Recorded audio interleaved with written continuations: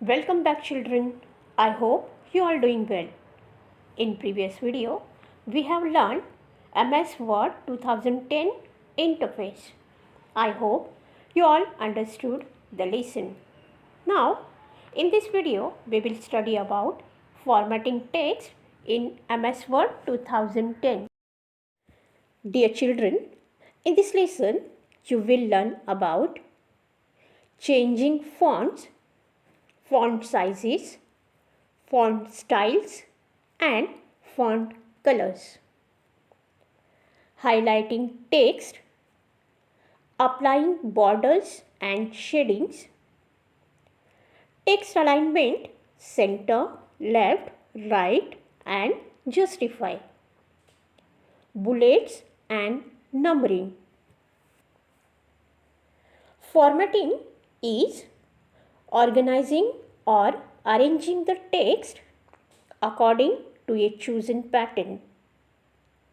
It helps in changing the appearance of the text.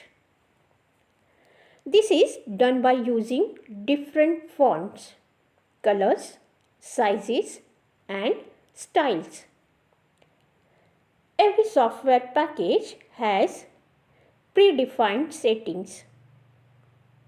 These are called default settings.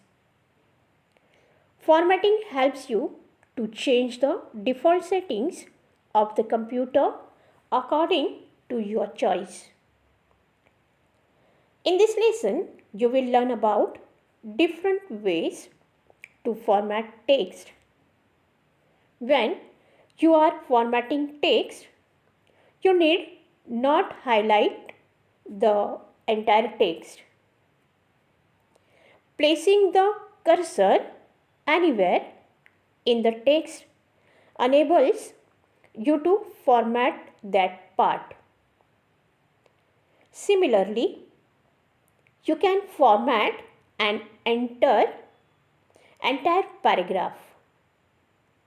Once the settings of the text in the paragraph are selected, subsequent paragraphs will have the same format unless the format is changed.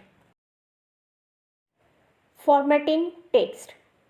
Formatting is the process of applying font styles, characteristics, colors, etc.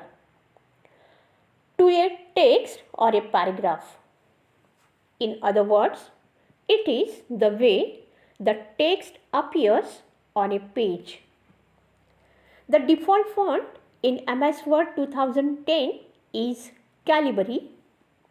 The default font size is 11 point. Thus, any new Word document in MS Word 2010 would have the text in Calibri 11 points by default. In MS Word 2010, the formatting of the text document can be done by number 1. Selecting different options given in the font group of the Home tab. Number 2. We can also select different options through the Font dialog box launcher in the font group of the Home tab. Font name. A font is a set of letters and symbols in a particular design and size. Each font has a name. Some of the examples of fonts are listed here. Children, if you have computer or laptop at your home, you can try this. Select a part of the text. Click on the font name drop-down list and bring the mouse pointer on a font name to preview the selected text in that font. Do the same with other fonts and at the end, click on the desired font name. Font size. The size of the text is called the font size. It is measured in points. There are 72 points. A few examples are given here. Students, you can try this also at your home. Select a portion of the text. Select the increase font size option in the font group of the home tab and increase the font size by a point. The reverse can be done using the decrease font size option. Font style. The way in which a character is emphasized is called its font style. The most common styles are bold, italic and underline. Bold. Bold text is printed darker than normal text so that words and paras stand out on a page. It is often used for title and headings. Italic. Italic text is slanted. It is mostly used for emphasis. It is sometimes used for heading and also for representing scientific names.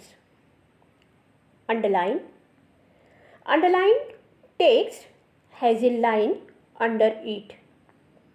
In the font dialog box, you can select the underline style from the drop-down list. From the underline color drop-down list, you can select the line color. It is also used to emphasize the text. It is sometimes used for the title of a publication. You can also choose the more underlines option from the underline drop-down list. A font dialog box opens from where more styles for underlining the text can be chosen. Normal text is the default style for a document. Superscript and subscript. Superscript. Superscript reduces the size of the text and raises it to the top of the current line. For example, today is 5th January. Here, TH after the digit 5 is a superscript. Subscript.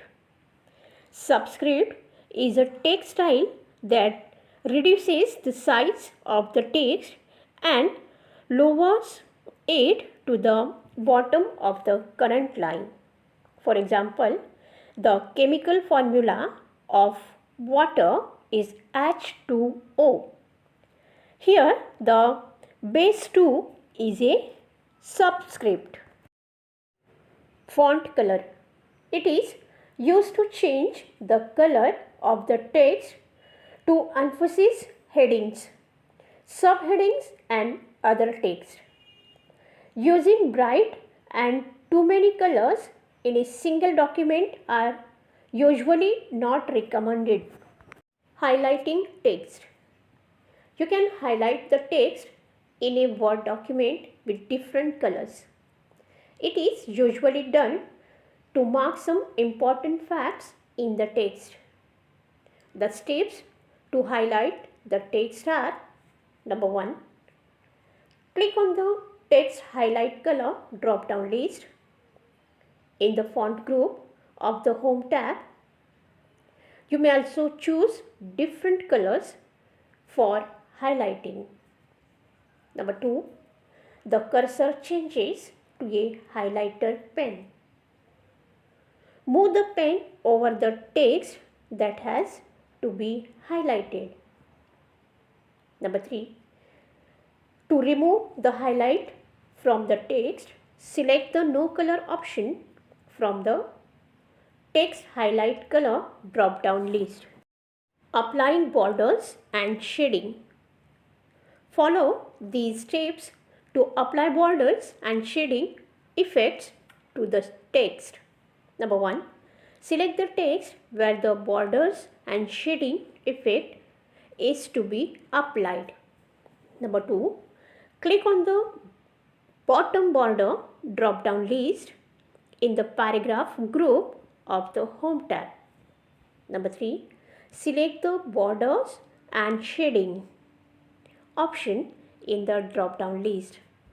The borders and shading dialog box appears. Number 4, click on the borders tab and choose the desired box style from the setting section. Click on none to remove the borders. Number 5, you can also select the style, color and width of the lines, making the border from the style, color and width sections representatively. The preview section shows how the border will look when applied the text. Number 6, go to Apply to drop down list and select paragraph. Number 7, click on the shading tab. Select the color for shading from the fill drop down list. Number 8, you can also select the shading style and color using the style and color options representatively in the patterns section. The preview corner shows how the shading effect will look when applied to the text. Number 9, click on the OK button to apply the border and shading effects to the selected text. With this, we end with this chapter. Let's meet in the next video.